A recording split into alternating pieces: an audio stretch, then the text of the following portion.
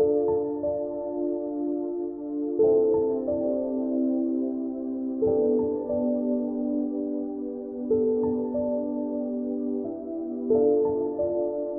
am a volunteer of the Bowel Cancer Diabetes Foundation for the past, well, since its inception basically. I love coming here because, you know, it gives you a sense of pride, you're doing something to help.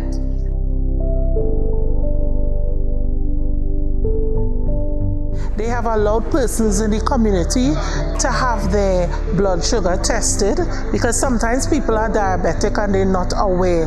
They get the symptoms of being thirsty, maybe less sensation in the foot, and they're not aware that these are symptoms of being diabetic.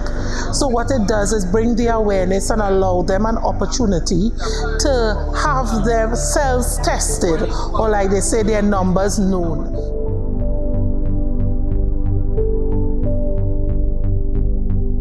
As you are reading in the news, diabetes is on the rise. Here is where we need to start. Start with the children. They meet other people who may be suffering with the same thing. Sometimes they don't even know. So when they come and they see their own people coming out to offer back help and assistance, they feel wonderful, especially now the person living abroad. So they come back in their village, in their community, and serving them as in medical. Everybody wants medical attention. Medical attention is quite expensive. So when you're getting some help, have it in a free way where you don't have to pay much is very helpful to you. And it's the same thing if you go to the private doctor or the health center, it's offered right there in an open space.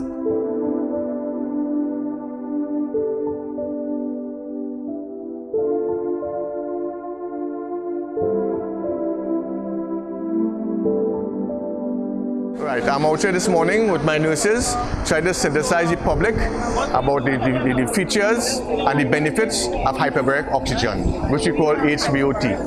It helps the diabetes through the wounds, diabetic ulcers.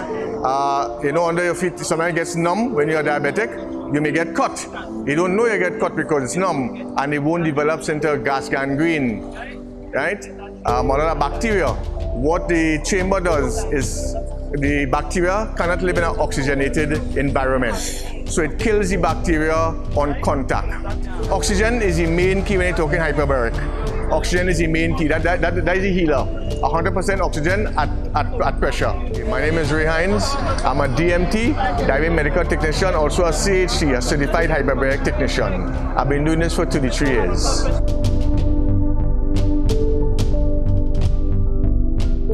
So we have to measure their waist circumference, we take their body weight, body mass index, and we also get their height. So this is really getting some demographics for the doctors that will help after they get their glucose and everything measured. They have to have this information so they'll understand where their levels are when they go to the doctors.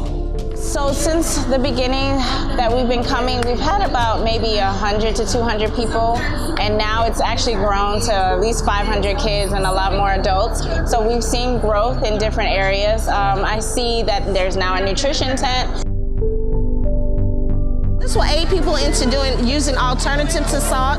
Today I introduced them not only to salt-free options, which we have a Mrs. Dash, that's a salt-free option, and also I introduced them to portion sizes. So hopefully this will make them more aware as they're sitting at the table with their families or just out snacking on the go. It will make them mindful of these different foods and the amount that they could eat or should be eating at this time. So let's try and limit our sweets. Let's try to limit our beverage intake. If we're gonna have juice, let's try to limit that to maybe about 4 ounces a day. Also, let's find different alternatives, which is the purpose of this demonstration today.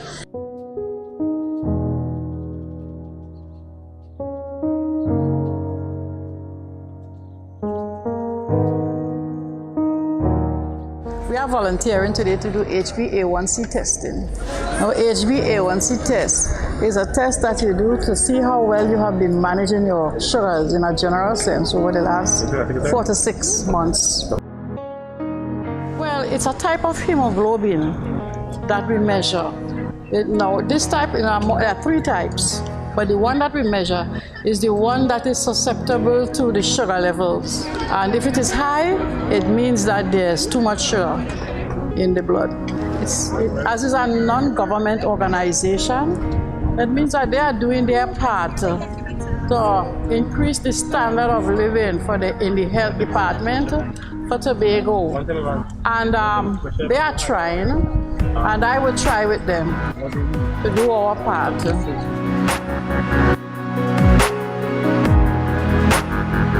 People who have diabetes, you don't just sign them off. And you don't go to the other extreme where a lot of the children are thinking if they have diabetes, they stop eating everything and they focus on fruits. No, that's not it.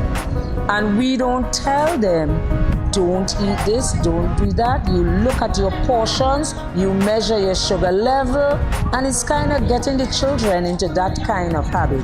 You say kind things to your parents, you encourage them. I said, let us try some of our healthy local snacks. So we had a little cucumber chow that you could use for a snack. I had them try that in the book and say, here's something you can try and share with your friends to use at home. So it's kind of getting them into their own local snacks. Here, use your local things. They're good, they're tasty, and they help. When we come to group sessions, I say to them, I want you to try most of the local things you have. You have breadfruit, you have your bananas, and look at what happens with your sugar level as you try. So don't eat a calabash of mangoes, no, and then tell me your sugar level high. No one sector could impact the challenge we have with diabetes. The work that has been done in terms of creating awareness among our children of school age, that message can be taken to their homes, whereby they will improve the way they eat, they exercise, all those healthy lifestyle issues that adults now face. We think that the Bovell Foundation is doing a significant job in terms of what they have been able to do, not just today, but the commitment they have to continue working and giving back in this community. They are the grassroots, and the children will help educate the parents, because some of the parents, they cannot read and write and stuff, and the kids are our grassroots. So you have to start with the kids, especially with their diet, when they eat right in school, eat right when they don't go for soda, do fruits and vegetables. So we have to start with them. A lot of the people who live in communities, especially on this side of the island, don't often take checkups, so it's a good initiative. It's free of charge. I've seen some schools from this region there as well, a lot of school children. It was really good to see them out there. They seem to be very enthusiastic about it. So I guess it was administered in a fun way. And I think overall, once they continue to do it, it will have a good effect, especially on this side of the island, I say, because a lot of people don't take regular checkups. I myself, when I went today, this is probably the first time I take a checkup in about 7 years. I do intend to go and check my feet though. That seemed like something I should check out. I didn't even know that that's a real thing. So I intend to go and check that out real soon. In terms of persons who are diagnosed with cancer, the foundation gives them a grant to assist them when they are diagnosed, because I myself was diagnosed with a tumor and it was a challenging thing, and the foundation is there. Sometimes people don't have the finances to do certain tests, and once diagnosed, the foundation will step in and provide that financial assistance for those persons who are not able. But what I admire most, especially here in Tobago, is the camaraderie. You have the nurses from the health center coming out and volunteering of their time. You have the doctors, some of the doctors from also health centers coming out and volunteering of their giving of their time freely to the foundation and to help those persons. And also you have the volunteers, because I took the day off to come here, and there are others who took the day off from work also to come and give of their time freely to ensure that the people get good quality health care. And that is the root of everything in the foundation, you know, the volunteers coming together and giving of their time. So it has really impacted them in terms of helping them to manage themselves and even extend their life and the quality of life that they live. And you see the testimony, because you ask them, have you come to, is this the first time you're visiting the Jamboree? Yeah. No, I came last year. You had a feet check? Yes, I had my feet checked. I had my eyes checked. And they're paying attention. You understand? They're managing themselves now. And you know, that is the step in the right direction.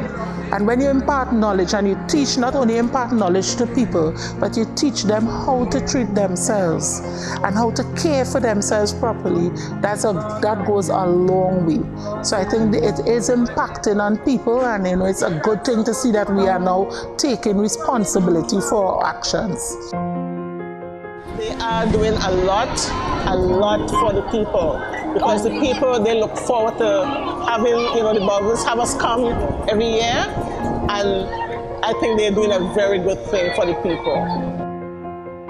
Certainly want to commend them for their work and to give the commitment to continue working with them.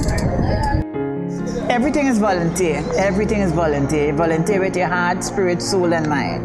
I trust that whatever organization out there that can help us in some way to be able to come every year to help the people of not just Belgarden, but Roxborough and environ, because we have people here from Pembroke, from Roxborough, from Charlottesville sometimes. We have people, and the school children from point A to point B of Tobago, they're all here and they enjoy the atmosphere and come in an open space, and we are happy to help.